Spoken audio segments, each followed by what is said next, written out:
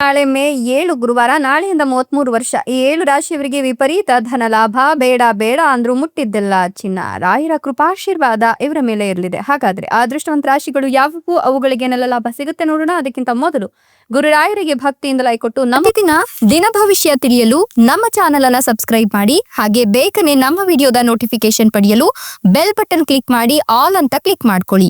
ಇನ್ನು ನಿಮ್ಮ ಜೀವನದ ಸಕಲ ಸಮಸ್ಯೆಗಳಾದಂತ ಸತಿಪತಿ ಕಲಹ, ಪ್ರೀತಿಯಲ್ಲಿ ಮೋಸ, ಭೂಮಿ ವಿಚಾರ, ಕೋರ್ಟ್ ಕೇಸ್, ವ್ಯಾಪಾರ, ಹಣಕಾಸಿನ ತೊಂದರೆ, ಸಾಲಬಾಧೆ, ಸ್ತ್ರೀಯರ ಗುಪ್ತ ಸಮಸ್ಯೆ, ಹೀಗೆ ಹಲವಾರು ಸಮಸ್ಯೆಗಳಿಗೆ ಶಾಶ್ವತ ಪರಿಹಾರ ಮಾಡಿಕೊಡ್ತಾರೆ. ಡಿಸ್ಪ್ಲೇ ಮೇಲೆ ಕಾಣ್ತಕ್ಕಂಥ ಗುರೂಜಿ ನಂಬರ್ಗೆ ಒಮ್ಮೆ ಕರೆ ಮಾಡಿ ನೋಡಿ. ಹೌದು, ನಾಳಿನ ಮೇ 7 ಗುರುವಾರದಿಂದ ಮುಂದಿನ 33 ವರ್ಷ ಈ 7 ರಾಶಿಯವರಿಗೆ ವಿಪರೀತ ಧನಾಗಮನ ಆಗೋದ್ರ ಜೊತೆಗೆ ರಾಯರ ಕೃಪಾಶೀರ್ವಾದ ಇರೋದ್ರಿಂದ ಬೇಡ ಬೇಡ ಅಂದ್ರೂ ಕೂಡ ಮುಟ್ಟಿದ್ದೆಲ್ಲ ಚಿನ್ನವಾಗತ್ತೆ ಅಂತ ಹೇಳಬಹುದು. ಈ ರಾಶಿಯವರಿಗೆ ಇನ್ನು ಮುಂದೆ ಸಾಕಷ್ಟು ನೆಮ್ಮದಿಯುತ ಜೀವನ ಸಿಗುತ್ತೆ. ನೀವು ಹಿಡಿದ ಕೆಲಸಗಳನ್ನ ಶಾಂತವಾಗಿ ಮತ್ತು ತಾಳ್ಮೆಯಿಂದ ಪೂರ್ಣಗೊಳಿಸ್ತೀರಾ.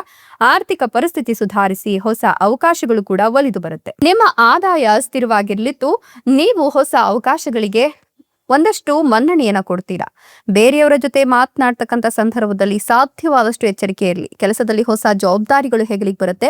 ಕೆಲವೊಂದು ವಿಚಾರಗಳಲ್ಲಿ ನಿರ್ಧಾರ ತೆಗೆದುಕೊಳ್ಳುವುದು ಕಷ್ಟ ಅಂತ ಕೂಡ ಅನಿಸಬಹುದು. ಕೆಲಸದಲ್ಲಿ ತಾಳ್ಮೆ ಇದ್ದಷ್ಟು ಒಳ್ಳೆಯದು ಅಂತ ಹೇಳಬಹುದು. ಕಠಿಣ ಪರಿಶ್ರಮವು ಫಲ ನೀಡಲಿಕ್ಕೆ ಶುರು ಮಾಡುತ್ತೆ. ವ್ಯವಹಾರದಲ್ಲಿ ಅಭಿವೃದ್ಧಿಯಾಗತ್ತೆ. ವೃತ್ತಿಯಲ್ಲಿ ಏರಿಳಿತಗಳಾಗುವ ಸಾಧ್ಯತೆ ಇದ್ರೂ ಕೂಡ ತೊಂದರೆ ಇಲ್ಲ. ಶತ್ರುಗಳ ಬಗ್ಗೆ ಎಚ್ಚರಿಕೆ ಇರಲಿ. ಆರ್ಥಿಕ ಪರಿಸ್ಥಿತಿ ಸಂದರ್ಭದಲ್ಲಿ ಸುಧಾರಿಸುತ್ತೆ. ಆರೋಗ್ಯದ ಬಗ್ಗೆ ನೀವು ಕಾಳಜಿನ ವಹಿಸಬೇಕಾಗತ್ತೆ.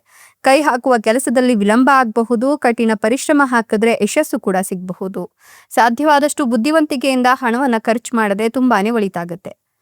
ಅನಗತ್ಯ ವೆಚ್ಚಗಳು ಎದುರಾಗುವ ಸಾಧ್ಯತೆ ಕೂಡ ಇದೆ. ಆರೋಗ್ಯ ಸಮಸ್ಯೆಗಳು ಕೂಡ ಬಾಧಿಸಬಹುದು. ಈ ಸಂದರ್ಭದಲ್ಲಿ ಸಂಬಂಧಗಳಲ್ಲಿ ಪಾರದರ್ಶಕತೆಯನ್ನು ನೀವು ಕಾಪಾಡಿಕೊಳ್ಬೇಕಾಗತ್ತೆ. ಆರ್ಥಿಕ ಲಾಭದ ಸಾಧ್ಯತೆಗಳು ಕೂಡ ಇದ್ದು ಕೆಲಸದ ಹೊರೆ ಹೆಚ್ಚಾಗತ್ತೆ ಅಂತ ಹೇಳಬಹುದು. ವ್ಯವಹಾರವು ಲಾಭವನ್ನು ತರುತ್ತೆ. ಸಣ್ಣ ಪುಟ್ಟ ಆರೋಗ್ಯ ಸಮಸ್ಯೆ ಉಂಟಾದ್ರೂ ಕೂಡ ತಲೆ ಕೆಡಿಸ್ಕೊಳ್ತಕ್ಕಂಥ ಅವಶ್ಯಕತೆ ಇಲ್ಲ. ಕೆಲಸದಲ್ಲಿ ಪ್ರಗತಿ ಕೂಡ ಆಗುತ್ತೆ. ಹೊಸ ಅವಕಾಶಗಳು ಒಲಿದು ಬರುತ್ತೆ. ಕುಟುಂಬದೊಂದಿಗೆ ಸಮಯ ಕಳೀಲಿಕ್ಕೆ ಜೊತೆಗೆ ಮಾನಸಿಕ ನೆಮ್ಮದಿ ಸಿಗ್ಲಿಕ್ಕೆ ಇದು ಶುಭ ಸಂದರ್ಭ ಅಂತ ಹೇಳಬಹುದು. ಪ್ರಮುಖ ಕಾರ್ಯವನ್ನ ಸಾಧಿಸುವ ಮೂಲಕ ಸಂತೋಷ ಸಿಗುತ್ತೆ. ವೃತ್ತಿ ಜೀವನವು ಸ್ಥಿರವಾಗಿರುತ್ತೆ. ಆರ್ಥಿಕ ಲಾಭವಾಗುವ ಸಾಧ್ಯತೆ ಕೂಡ ಇದ್ದು ಯಾವುದೇ ವಿಚಾರ ಇರಲಿ, ಆದ್ರೆ ಆತುರದ ನಿರ್ಧಾರಗಳನ್ನ ತೆಗೆದುಕೊಳ್ಳೋಕೆ ಹೋಗ್ಬೇಡಿ. ಈ ಸಂದರ್ಭದಲ್ಲಿ ಖರ್ಚುಗಳು ಹೆಚ್ಚಾಗಬಹುದು. ನಿರೀಕ್ಷಿತ ಕೆಲಸಗಳಲ್ಲಿ ವಿಳಂಬ ಆಗಬಹುದು. ಆದರೆ ನೀವು ಕೆಲಸದಲ್ಲಿ ಜಾಗ್ರತೆಯನ್ನು ವಹಿಸೋದು ಮುಖ್ಯವಾಗುತ್ತೆ. ಪ್ರೇಮ ಸಂಬಂಧಗಳು ಈ ಸಂದರ್ಭದಲ್ಲಿ ಸುಧಾರಿಸುತ್ತೆ. ನಿಮ್ಮ ಮನೆಯಲ್ಲಿ ನಿಮ್ಮ ಪ್ರೀತಿಗೆ ಒಪ್ಪಿಗೆ ಅನ್ನೋದು ಸಿಗುತ್ತೆ. ಕೆಲಸದಲ್ಲಿ ಯಶಸ್ಸು ಸಿಕ್ಕಿ ಶುಭ ಕಾರ್ಯಕ್ರಮಗಳಲ್ಲಿ ಭಾಗವಹಿಸಲಿಕ್ಕೆ ಉತ್ತಮ ಅವಕಾಶಗಳು ಕೂಡ ಸಿಗ್ತಾ ಹೋಗಬಹುದು. ಇನ್ನೂ ಕೂಡ ಮದುವೆ ಆಗಿಲ್ಲ ಅನ್ನೋರಿಗೆ ಮದುವೆಯ ಯೋಗ ಕೂಡಿ ಬರಬಹುದು. ಈ ಸಂದರ್ಭದಲ್ಲಿ ಮಕ್ಕಳಿಲ್ಲ ಅಂತ ಪರಿತಪಿಸ್ತಿರ್ತಕ್ಕಂಥ ದಂಪತಿಗಳಿಗೆ ಮಗುವಿನ ಆಗಮನ ಖುಷಿಯನ್ನ ತಂದ್ಕೊಡುತ್ತೆ ಅಂತ ಹೇಳಬಹುದು. ಈ ಸಂದರ್ಭದಲ್ಲಿ ನೀವ್ ಏನ್ ಅನ್ಕೊಂತೀರೋ ಅದೆಲ್ಲವೂ ಕೂಡ ಆಗತ್ತೆ. ಈ ಒಂದು ಸಂದರ್ಭದಲ್ಲಿ ದೀರ್ಘಕಾಲದ ಆರೋಗ್ಯ ಸಮಸ್ಯೆಗಳಿದ್ರೂ ಕೂಡ ಗಣನೀಯವಾಗಿ ಸುಧಾರಣೆಯನ್ನ ಕಾಣ್ತೀರಾ. ವಿಶೇಷವಾಗಿ ಹೂಡಿಕೆಯಿಂದ ಲಾಭ ಅನ್ನೋದು ಸಿಗುತ್ತೆ.